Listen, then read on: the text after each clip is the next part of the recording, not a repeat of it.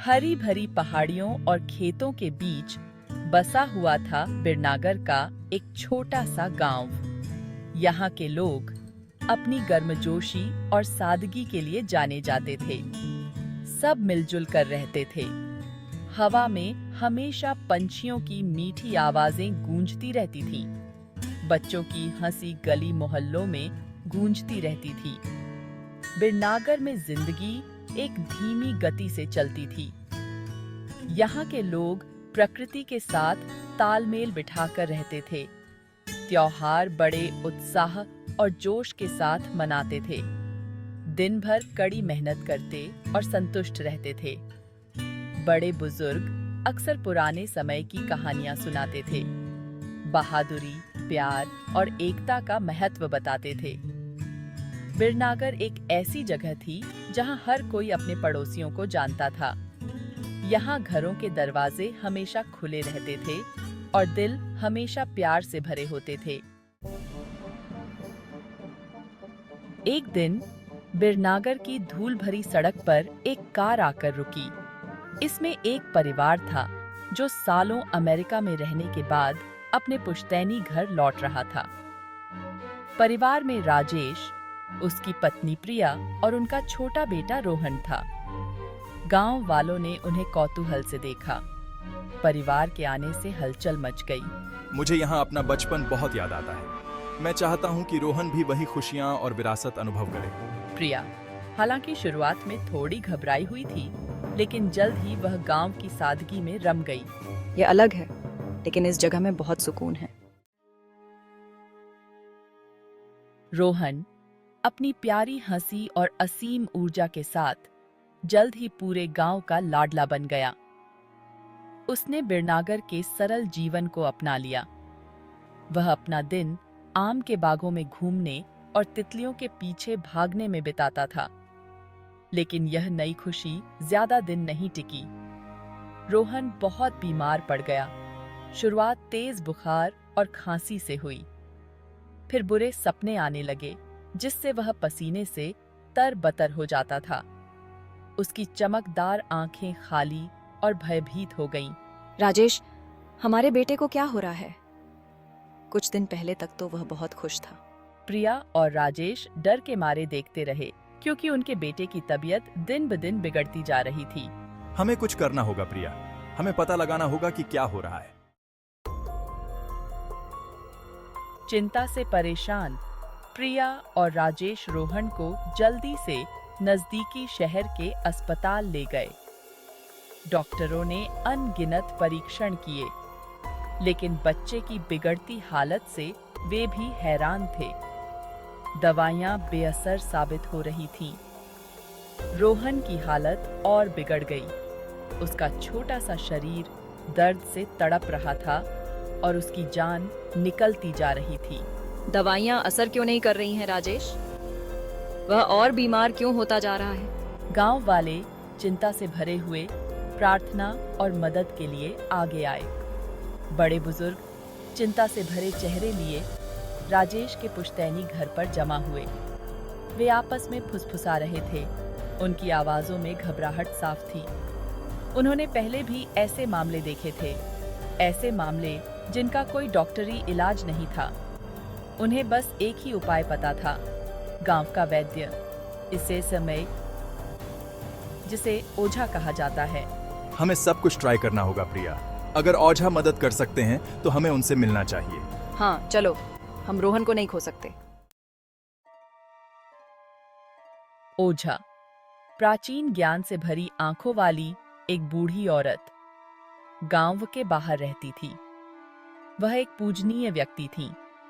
जड़ी बूटियों और प्राचीन नुस्खों का उनका ज्ञान अतुलनीय था। जैसे ही राजेश रोहन को अपनी झोपड़ी में ले गया, कमरे में सन्नाटा छा गया। उम्मीद और डर का माहौल था। तुम वापस क्यों आए हो? वह बदला लेना चाहती है। ओझा के शब्द हवा में गूंज रहे थे, डर और भ्रम से भरे हुए। गांव वाले बेचैनी से एक दूसरे को देख रहे थे। उनके चेहरे डर से पीले पड़ गए थे। उन्होंने गांव के अंधेरे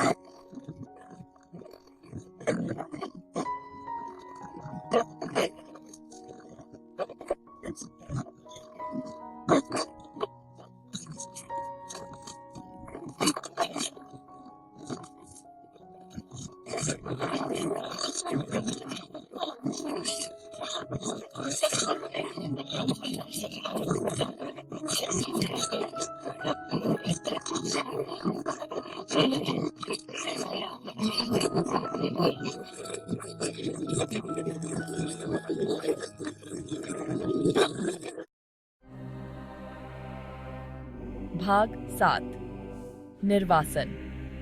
ओझा ने अपनी भारी आवाज में भयानक सच्चाई का खुलासा किया। रोहन एक माध्यम बन गया है, बिजली की बदला लेने वाली आत्मा का एक अनिच्छुक मेजबान। उसके साथ हुए अन्याय का बदला लेने के लिए आत्मा ने मासूम बच्चे को जकड़ लिया है। ओझा जानती थी कि समय बहुत कम था। बिजली की आत्मा हर पल मजबूत होती जा रही थी। रोहन की आत्मा पर अपनी पकड़ मजबूत करती जा रही थी। कांपते हाथों से उसने जड़ी बूटियां और ताबीज इकट्ठा किए। उसकी आवाज प्राचीन मंत्रों का जाप कर रही थी। जब उसने अनुष्ठान किया तो हवा में ऊर्जा की गूंज उठी। उसकी हरकतें तेज और सटीक थीं। घंटे कष्टदायक अगोनिया की रात में बदल गए, क्योंकि ओझा बदला लेने वाली आत्मा से जूझ रही थी। भाग 8 प्रतिशोध की परछाई। जैसे ही भोर की पहली किरण अंधेरे से निकली, एक तेज चीख झोपड़ी में गूंज उठी। रोहन का छोटा सा शरीर अकड़ गया। उसकी आंखें दहशत से फैली हुई थीं। मंत्रमुग्ध करना। ओझा उसका चेहरा पसीने से तर अपना अथक जाप जारी रखे हुए थी। उसकी आवाज नई शक्ति से भर गई थी। धीरे धीरे रोहन के शरीर से एक छायादार आकृति उभरने लगी। यह छटपटाता और पीड़ा में तड़पता रहा, क्योंकि ओझा के मंत्र ऊंचे होते गए। प्राचीन शक्तियों पर उसकी पकड़ अटूट थी। चीखना। एक आखिरी रक्त रंजित चीख के साथ बिजली की छायादार आकृति रोहन के शरीर से गायब हो गई, सुबह की हवा में विलीन हो गई। भाग 9 आशा की किरण। थकी हुई लेकिन विजयी, ओझा फर्श पर गिर पड़ी।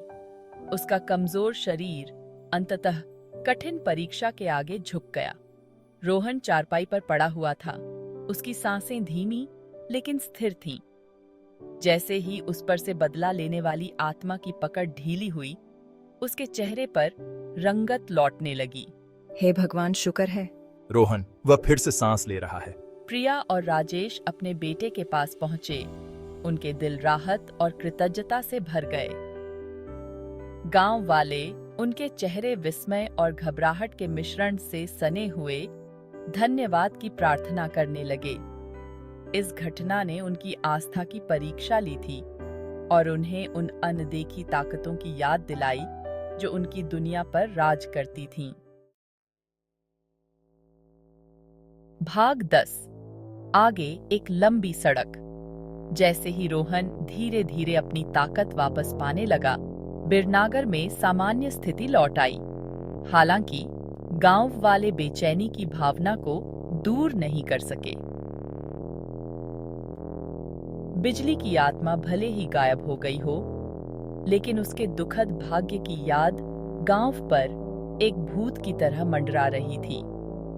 गांव वाले जानते थे कि उनकी परेशानियां अभी खत्म नहीं हुई हैं। ओझा ने अपने अंतिम समय में उन्हें चेतावनी दी थी कि बिजली का बदला अभी पूरा नहीं हुआ।